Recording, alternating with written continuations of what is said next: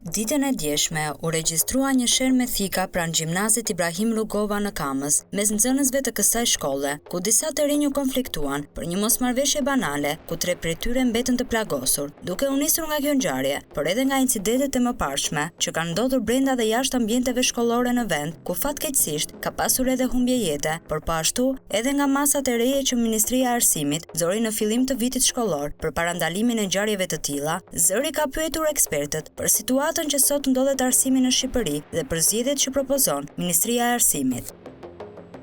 Së pari, le të dëgjojmë deklaratën e ish-ministres në nisje të vitit të ri shkollor për masat që Ministria e Arsimit ka publikuar. Në këtë vit në shkolla do të kemi 340 oficerë sigurie, rreth 100 oficerë sigurie më shumë se vjet, që do të punojnë sipas protokolleve dhe standardeve të përditësuar.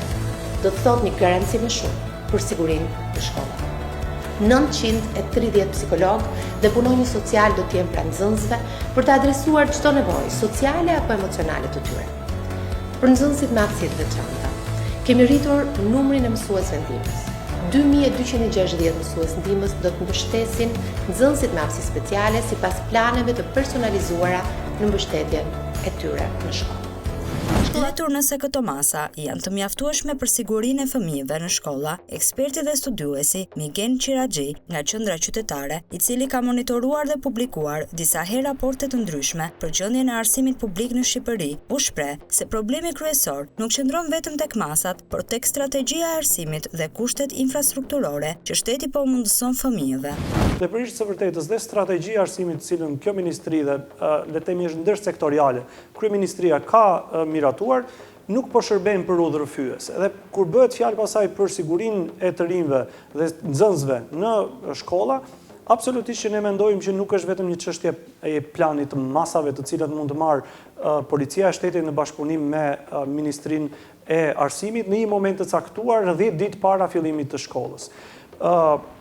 Ajo që ne kemi evidentuar është që infrastruktura arsimore në të gjithë këto vite në vendin tonë e pamundson që nxënësit të kenë një jetë të shëndetshme sociale dhe për pasojë të jenë edhe të sigurt nga ana e sigurisë së jetës së tyre, dhe duhet të themi që nuk ka kaluar viti nga ku ka shënuar humbje jete dhe disa të plagosur në fakt në gjithë territorin e vendit brenda oboreve të shkollave. Dhe kjo është alarmante. Pse ndodh kjo është sepse struktura në të cilën është futur sistemi jonë arsimor dhe nxënësit tonë sigurisht nuk plotësojnë një seri kushte që të parat janë infrastrukturore. Pra nëse ti në një shkollë do detyrohesh të vendosësh fëmijët në klasa të mbushura, ai është një tension i shtuar për të prodhuar konflikt. Nëse nuk ke hyrje dalje të relaksuara, 500 nxënës do detyrohen të dalin në një hapësirë 3 metër linear. Dhe kjo edhe sipas dëshmive të prindërve, prodhon sistematikisht konflikte çdo ditë kur fëmijët detyrohen të dalin nga dyert e tyre. Ndërsa për profesorin e shkencave të komunikimit dhe gazetarisë, Ervin Goci, sistemi arsimor në vend është një dështim i madh politik dhe programor që reflekton më pas në mënyrën se si funksionon shkolla dhe sjellja e nxënësve. Ai shton se sjellja e dhunshme e nxënësve dhe të rinjve vjen edhe si pasojë e kaosit urban dhe sjelljeve që sot promovohen jashtë ambienteve të shkollave. Unë mendoj që është një përzierje mes një keq administrimi, politizimit, administrimit arsimit dhe mos mbajtje përgjegjësie totale nga ana e drejtuesve, nga ana e njerëzve përgjegjës të sektorëve, sepse nuk është thjesht ideja tash që themi edhe ministra, se ajo patjetër, do thoja politik, programor, sepse të flasësh për sigurinë në shkolla, domethënë zakonisht kur ti përmend emrin shkollë, ke parasysh që do përmirësosh pak cilësinë e shkollës, cilësinë e edukimit, kushtet, logjistikën e gjitha, ndërkohë që ne po flasim mos vdesësh, e kupton. Domethënë shiko ku ka vajt debati dhe janë bërë shkollat si lloj kazerme, por shkollat janë rrethuar nga aktivitete të tjera, tregu, pallati që ndërtohet, ku të di unë, shërbime pafund që kalojnë aty. Pra një lloj kuptimi shkolla në vetë është zhytur në një kaos total, nuk ka shkolla e vetë qetësi, kur nxënësi futet brenda të jetë komplet i përkushtuar për shkollën, dhe kemi kthyer në një mjedis normal urban. Ky për mua është problemi thelbësor që ka shkolla dhe për mendimin tim zgjidhja duhet të parë në raport me këtë, do të çfarë mund të bëhet me këtë. Unë mendoj që është një kolapsim i plot politik në radh parë i qeverisjes e cila sigurisht ka prodhuar një dramë cilën shoqëria shqiptare ka shumë vështirë ta absorbojë, ka shumë vështirë ta përballojë dhe na takon neve pastaj që jemi pika fundore që na bie tërë ky siklet të merremi, të arsyetojmë, të flasim për të. Psikologja Elona Mustafaraj thekson se ky plan masash ndihmon vetëm në parandalimin e ngjarjeve që ndodhin brenda shkollës, por sipas saj është e nevojshme që të krijohen strategji të tjera për të ndërhyrë në mjedisin e jashtëm të shkollës. E para, këto masa janë patjetër përpjekje për ta bërë shkollën një mjedis të sigurt, që fëmijët, stafet mësimore, por edhe prindrit të jenë të qetë për atë që shkolla i ofron fëmijëve.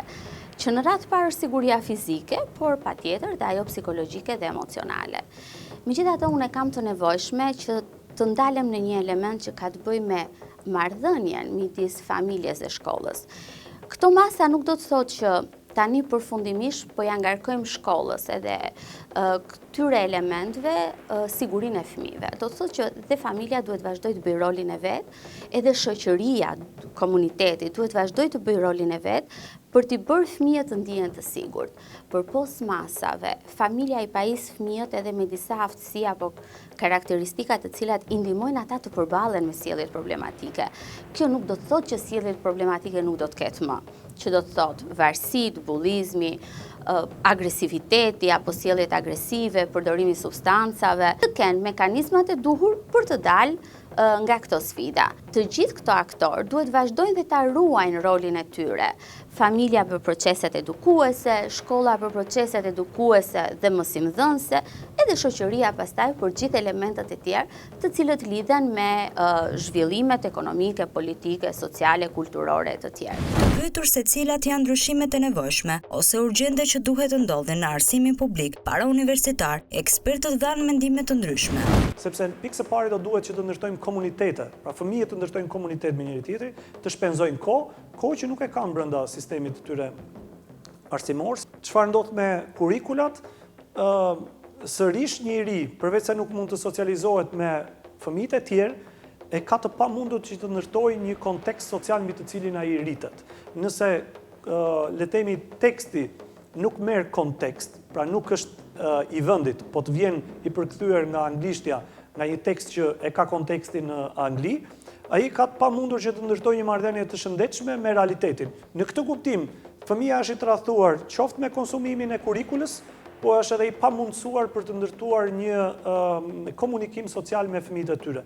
Çfarë bën kjo? Minimalisht të bën të papërgatitur, maksimalisht të zhënëron në burim konflikti për çdo familje. Duhet bërë kapacitete të mëdha infrastrukturore, duhen shkollat të shkrehen, mos kene shumë nxënës në klasa, duhen filluar diversifikuar aktivitetet, të bëjmë paketë komunitare, të bëjnë jetë pas shkollës, pra të ketë një investim gjigant në edukimin dhe mirëqenien e tyre, edhe pastaj flasim bashkë nëse ka më dhunë apo s'ka më dhunë. Ndërsa për psikologen Mustafaraj, të gjithë aktorët duhet të luajnë rolin e tyre edukues me fëmijët dhe të rinjt në mënyrë që të mos shënohen në ngjarje të tilla.